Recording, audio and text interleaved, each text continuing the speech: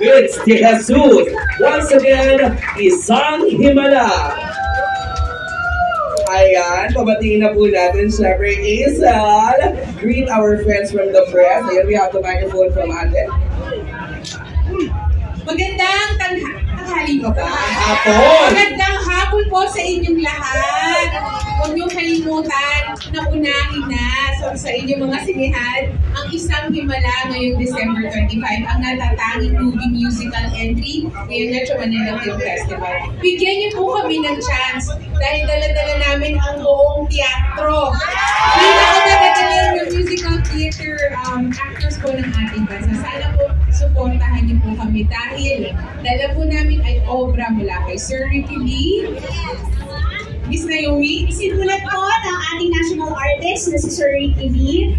Music and lyrics po by Vince De Jesus, arranged by Jet Balsamo, at syempre, dinirect ni Beverly. I believe, ako po si Kaki Chodoro, ako po yung gumagalang na bilang Ninya, ito po si Naomi bilang Chalo, of course, ang Elsa ng ating panahon na si Isel Santos. And I believe our film deserves more than 31 cinemas. Kailangan po namin ang inyong support, ang unahin nyo po. Kaya naman po sa December 25 na may Isang Himala! Siyempre gusto ko yung tawagin on stage, Direk Pepe Sokno, ayan. Direk, last year's Metro Manila Film Fest, waging-wagi rin po kayo, Direk.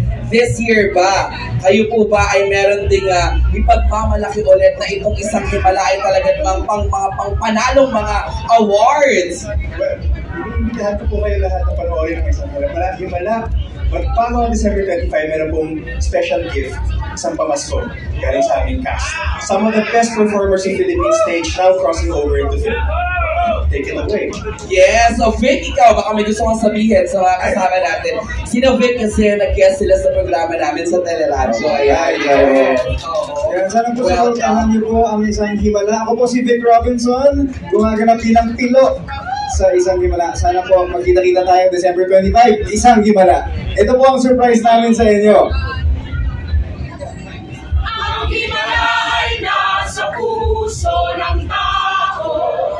Ang bawat tao ay ugat ng himala.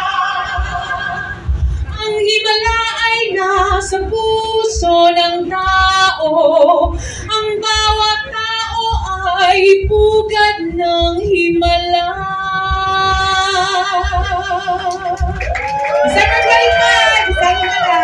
Ayan, grabe naman ang masample ng live na live. Pero Hazel, bago ko kayo bitawan dito on stage at bago tayo tumungo ulit sa ating holding area, ano bang pinagkaiba ng stage play pagdating sa isang full-length movie na meron ding musical? Yes, alam mo, nakita na namin nung isang araw, premiere ito, kita-kita bawat detalye na hindi natin nakikita sa musical stage play. So talaga dito, kung ang emosyon mo doble-doble sa actual na nakikita mo sa stage play, dito magnanimous. Ang talagang nagka-transcend siya sa film. Kaya excited po kami na makita itong lahat. Totoo yan. Kaya alam po natin yan. Kapag tayo mga Pinoy na panood natin, nagandaan tayo, word of mouth. Diba talaga? Please help us spread the word. Correct. Ikakalat natin ito at lahat naman ng mga pelikula ay dapat supportahan para ito sa pelikulang Pilipino. Yes! Amen.